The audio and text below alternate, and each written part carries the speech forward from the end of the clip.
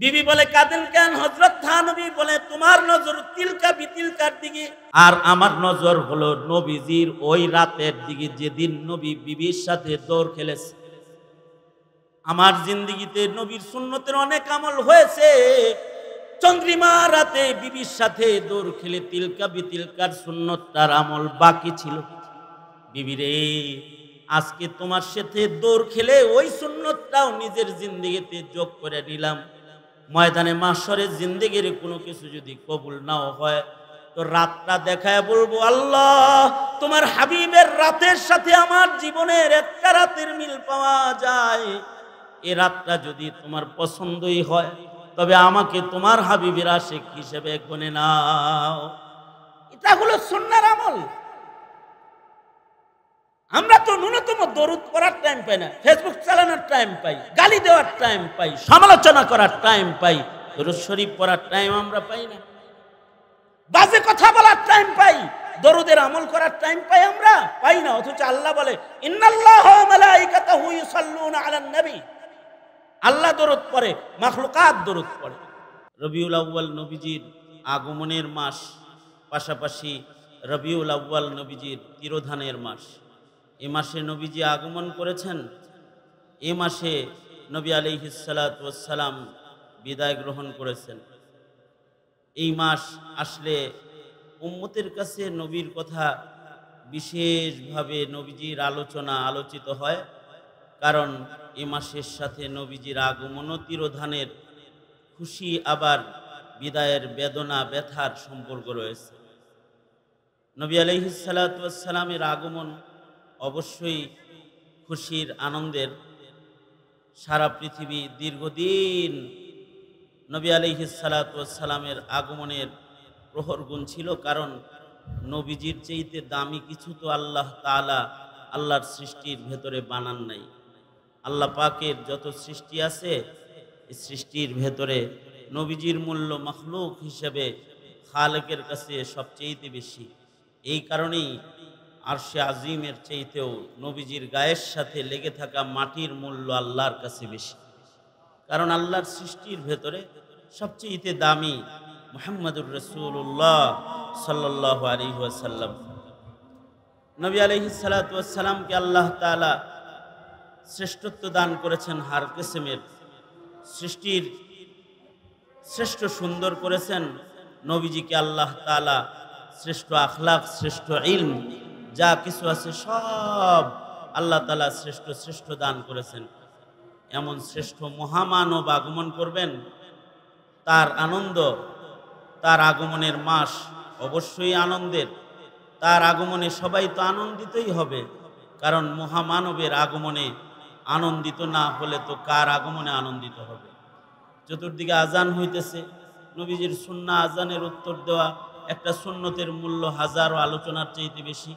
ইন্তেজামে যারা রয়েছে তাদের কাছে আবেদন থাকবে, তারাও যদি তাদের এখানে আজানটা এই মুহূর্তে দিয়ে দেয় তাহলে এইখানে যারা উপস্থিত আছে তাদের আজানের সুন্নতের উপরে আমল করা সহজ হয়ে যাবে।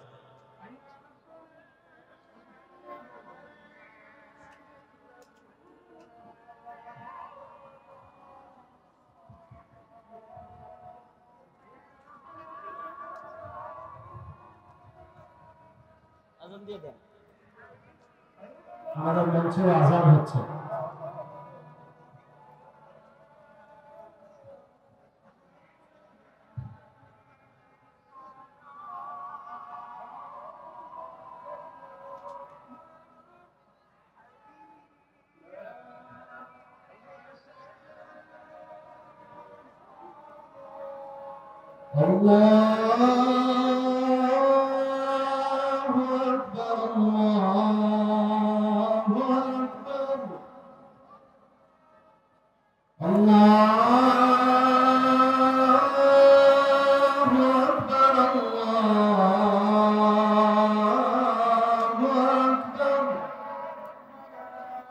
أشهد أن لا إله إلا الله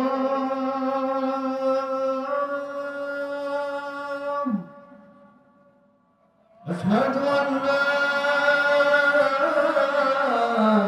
إله إلا الله أشهد أن محمدا رسول الله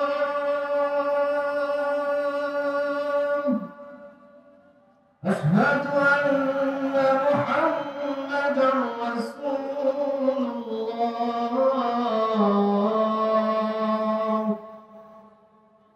حي على الصلاة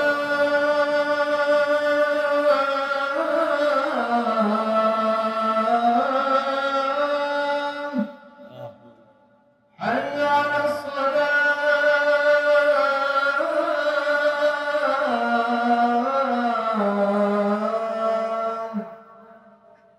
حي على الفلاح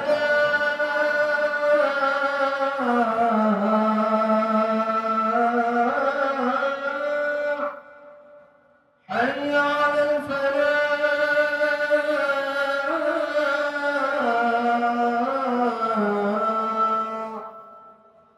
الله أكبر الله أكبر لا إله إلا الله যাদের ওযু নাই তারা ওযু করেন, জামাতের তৈয়ারি গ্রহণ করেন, আর যাদের ওযু আছে তারা বসেন। অল্প দুই চার কথা জামাতের পূর্ব মুহূর্তে আমি বলে আমি আমার আলোচনা শেষ করতেছি। মুহতারাম হাজিরিন, নবী আলাইহিস সালাতু ওয়াস সালামের আগমন পৃথিবীর আল্লাহর সৃষ্টির শ্রেষ্ঠ নিয়ামতের আগমন কতটা খুশির, কতটা আনন্দের। সৃষ্টির ভেতরে খুশি বয়ে গিয়েছিল যেদিন সৃষ্টির শ্রেষ্ঠ মহামানবের আগমন হয়েছিল। সেই আগমনটা মাহে রবিউল আউয়ালে হয়েছে। খুশির হবে না কেন? নবীজি তো শ্রেষ্ঠ। নবীজির শ্রেষ্ঠত্ব হলো আল্লাহর পরে মাখলুকের ভেতরে শ্রেষ্ঠতম যে মাকাম, সেটা আল্লাহ তাআলা তার হাবিব মুহাম্মদুর রাসূলুল্লাহ সাল্লাল্লাহু আলাইহি ওয়াসাল্লামকে দান করেছেন। শেখ সাদি রহমতুল্লাহ আলাইহি বড় সুন্দর করে বলেছেন, বাদাজ খুদা বুজুর্গ তু ই কিসসা মুখতাসার। আল্লাহর রাসূল সাল্লাল্লাহু আলাইহি ওয়াসাল্লামের মর্যাদা আল্লাহর পরেই সৃষ্টির শ্রেষ্ঠ মুহাম্মদুর রাসূলুল্লাহ সাল্লাল্লাহু আলাইহি ওয়াসাল্লাম। আল্লাহর নবী সাল্লাল্লাহু আলাইহি ওয়াসাল্লামের সৃষ্টিগতভাবেই নবীজির দেহ মোবারকই শ্রেষ্ঠ। পাশাপাশি সুরত যেমন শ্রেষ্ঠ, নবীজির সিরতও শ্রেষ্ঠ। সারা দুনিয়াতে নবী পয়গম্বরদের জামাতের মাধ্যমে যত আখলাক পৃথিবীতে এসেছে, এর মধ্যে সবচেয়ে সুন্দরতম আখলাক আল্লাহ তাআলা খুলুকে আযীম মুহাম্মদুর রাসূলুল্লাহ সাল্লাল্লাহু আলাইহি ওয়াসাল্লামকে আল্লাহ দান করেছেন। আল্লাহ বলেন, ইন্নাকা লাআলা খুলুকিন আযীম। নবী আলাইহিস সালাতু ওয়াস সালামের এই শ্রেষ্ঠত্বগুলো যারা বর্ণনাও করে অথবা নবীজির শ্রেষ্ঠত্ব যারা শুনে, তাদের উপরেও আল্লাহ পাক রাজি হন, খুশি হন। এই জন্যে পৃথিবীর সকল দার্শনিকরা, লেখকরা নবীর নামে ভালো কথা লেখার মেহনত করেছে। পৃথিবীর সকল কথকরা নবীজির নামে ভালো বলার প্রতিযোগিতা করেছে, নবীর সিরাত আলোচনা করার প্রতিযোগিতা করেছে। যার ভাষায় যত সুন্দর করে নবী আলাইহিস সালাতু ওয়াস সালামকে পেশ করা যায়, এটা চেষ্টা করেছে। কেন? নবীজির শ্রেষ্ঠত্ব যেটা আল্লাহ তাআলা দান করেছেন, এই শ্রেষ্ঠত্ব স্বীকার করার নামও ঈমান। এই কারণেই নবীর শ্রেষ্ঠত্ব স্বীকার না করে যারা নবীকে গালি দেয় অথবা নবীজির প্রতি অশ্রদ্ধার নজর দেয়, তারা হয়ে যায় বেঈমান। তাদের ঈমান থাকে না, তারা বেঈমান হয়ে যায়। এই নামটার সাথে মুহাব্বতটাই ঈমান, আদাওয়াত, দুশমনি বেঈমান। এ কারণে রবিউল আউয়াল আসলে পরে নবীজির আলোচনা অধিক পরিমাণে আয়োজনের মাধ্যমে নবীর মুহাব্বত প্রকাশ করা হয়। সিরাত কমিটির উলামা হযরতরাও নবীজির আলোচনার আয়োজন করেছে। অবশ্য খেলাফ, নবীর প্রেম, নবীর ভালোবাসা প্রকাশ করতে একটি শ্রেণী, তারা সিরাতের আলোচনা নয়, তারা জন্মদিনের ঈদের র্যালি, ঈদ উদযাপন, কেক কাটার মাধ্যমে তারা নবীর স্মরণ করতেছে। কিন্তু এটা আল্লাহ পাকের পছন্দিদা তরিকা না। আল্লাহর পছন্দিদা তরিকা হলো নবীজির আখলাক আলোচনার মাধ্যমে নবী পাকের মোহাব্বত প্রকাশ করবে, নবীজির ইত্তিবার মাধ্যমে নবীর মোহাব্বত প্রকাশ করবে। যারা ইত্তিবার মাধ্যমে নবীর মোহাব্বত প্রকাশ করবে, আল্লাহ তাআলা তাদের জন্য আল্লাহর মোহাব্বত প্রকাশ করবে। ওই কথাটাই আল্লাহ তাআলা বলেছেন, কুল ইন কুনতুম তুহিব্বুনাল্লাহ ফাত্তাবিউনি ইউহিব্বুকুমুল্লাহ ওয়া ইয়াগফির লাকুম যুনুবাকুম আল্লাহু গফুরুর রহিম। আল্লাহর রাসূল সাল্লাল্লাহু আলাইহি ওয়াসাল্লাম নবীর প্রেম অথবা ভালোবাসার তরিকা শিক্ষা দিয়েছেন। মান আহাব্বা সুন্নতি ফাকাদ আহাব্বানি ওয়া মান আহাব্বানি কানা মাই ফিল জান্নাহ। যারা আল্লাহর রাসূলকে মোহাব্বত করতে চায় তো সুন্নতের মাধ্যমে নবীজিকে মোহাব্বত করতে হবে। এজন্য আমাদের আকাবির হযরতগণ একটা করে সুন্নতের যত্ন করতেন। সুন্নতের যত্নের মাধ্যমে নবীর প্রেম প্রকাশ করতেন। ছোট ছোট সুন্নত খুঁজে খুঁজে বাইর করতেন যে কোন সুন্নতটার আমল আমার হয় নাই, যা নবী আমল করেছেন, নবীর ওই সিরাত থেকে ওই সুন্নতটাও আমার ভেতরে আনতে হবে। এ কারণেই নবীর সিরাতের ব্যাপক আলোচনা দরকার, যেন নবীর জিন্দিগির, নবী আলাইহিস সালাতু ওয়াস সালামের জিন্দিগির ছোট্ট একটা সুন্নতের আমলও হয়ে যায়। কিরকম আজব নজর ছিল আমাদের আকাবিরদের। কাসেম নানতুবি রহমতুল্লাহি আলাইহি, ইংরেজরা যখন কাসেম নানতুবি রহমতুল্লাহ আলাইকে ফাঁসি দিবে ঘোষণা দিয়ে দিল, গ্রেফতারি পরোয়ানা জারি হয়ে গেল। হযরত কাসিমুল উলুমি ওয়াল খায়রাত কাসেম নানতুবি রহমতুল্লাহি আলাইহি তিনি 3 দিন লুকায়া ছিলেন, 3 দিন আত্মগোপনে ছিলেন। 3 দিন পরে কাসেম নানতুবি রহমতুল্লাহ আলাইহি বের হয়ে গেলেন। সবাই বলল, হযরত আপনার প্রতি গ্রেফতারি পরোয়ানা, বের হয়ে গেলেন, যদি এখন গ্রেফতার হন তাহলে তো আপনার গর্দান কাটা যাবে। কাসেম নানতুবি রহমতুল্লাহি আলাইহি বললেন যে আমি তো এই 3 দিন আমার গ্রেফতারি পরোয়ানা আমার উপরে জারি, এই ভয়ে পালায়া ছিলাম না।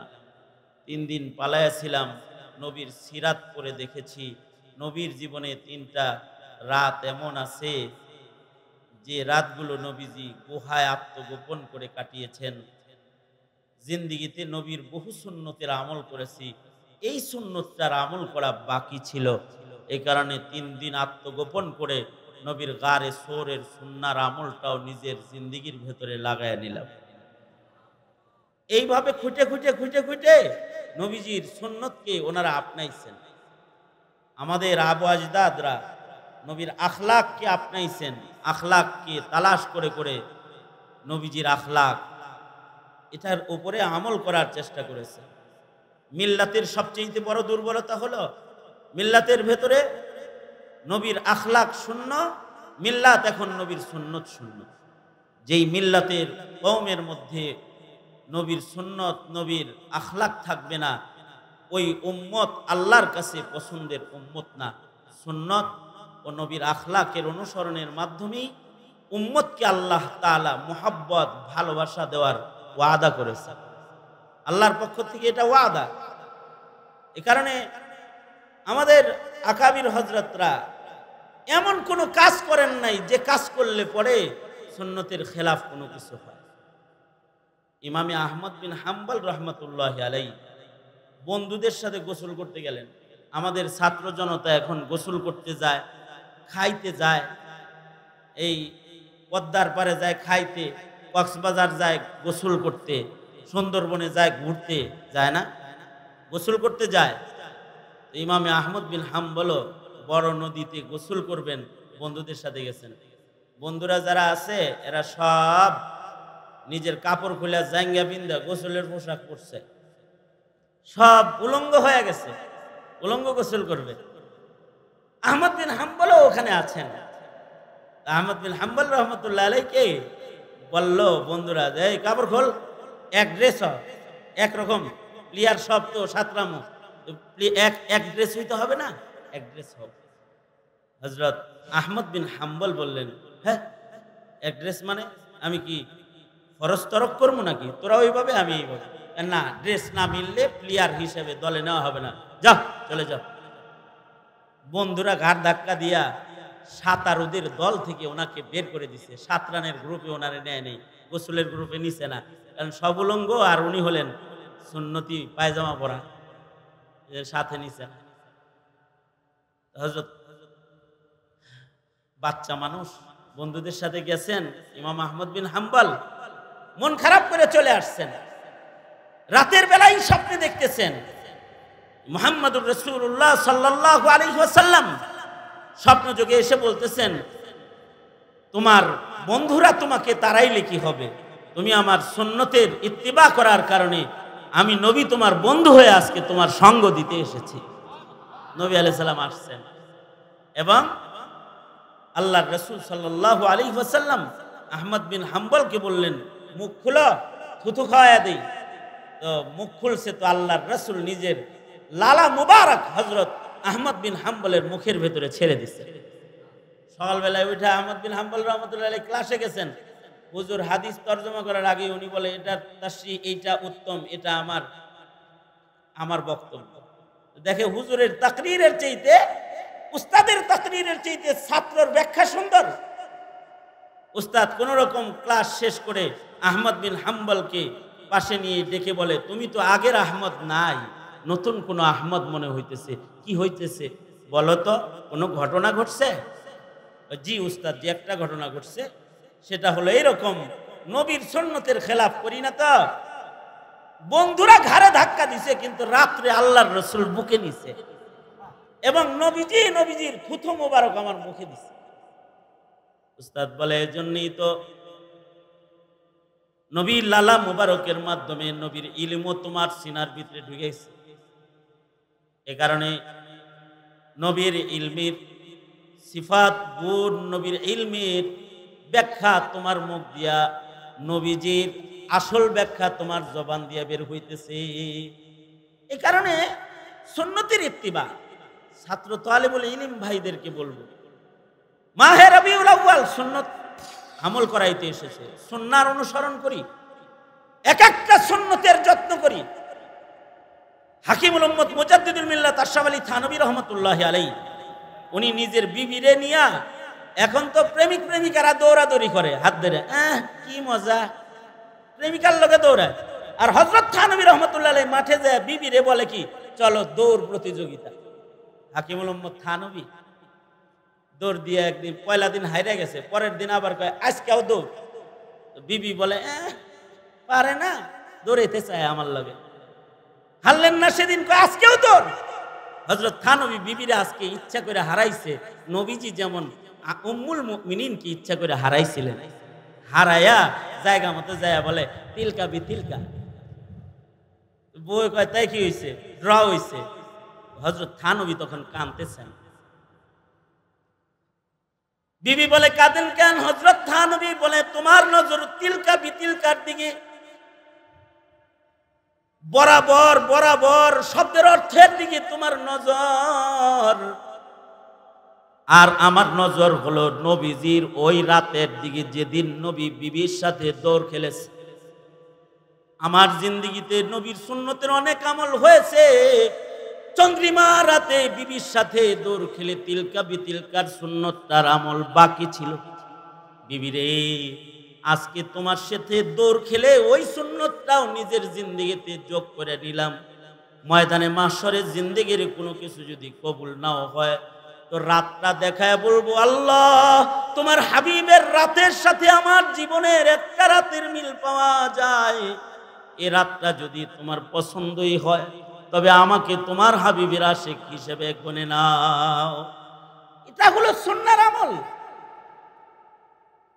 আমরা তো ন্যূনতম দরুদ পড়ার টাইম পাই না, ফেসবুক চালানোর টাইম পাই, গালি দেওয়ার টাইম পাই, সমালোচনা করার টাইম পাই, দরুদ শরীফ পড়ার টাইম আমরা পাই না। বাজে কথা বলার টাইম পাই, দরুদের আমল করার টাইম পাই আমরা পাই না। অথচ আল্লাহ বলে, ইন্নাল্লাহ ওয়া মালাইকাতাহু ইউসাল্লুনা আলান নবী, আল্লাহ দরুদ পড়ে, মাখলুকাত দরুদ পড়ে। তাফসীরে রূহুল মাআনির ভেতরে আল্লামা আলুসী রাহমাতুল্লাহ আলাইহি ওয়াকিয়া আনছেন। নবীজি আবু বকর ওমর একসাথে হাইটা যাইতেছে, হঠাৎ করে পাহাড়ের ভেতর থেকে আওয়াজ আসতেছে, আসসালাতু আসসালামু আলাইকা ইয়া রাসূলুল্লাহ। আওয়াজ আসছে। আবু বকর ওমর আশ্চর্য দাঁড়ায় গেছে, দাঁড়ায় আওয়াজ তালাশ করে, মানুষ নাই কোনো। আল্লাহর নবী বলে, আবু বকর ওমর আপনারা কি আশ্চর্য হইতেছেন? কোত্থেকে সালাতু সালাম আসলো? জি আল্লাহর নবী কোত্থেকে আসলো? আশ্চর্য হইতেছি। আল্লাহর রাসূল বলেন, হাদা হাজার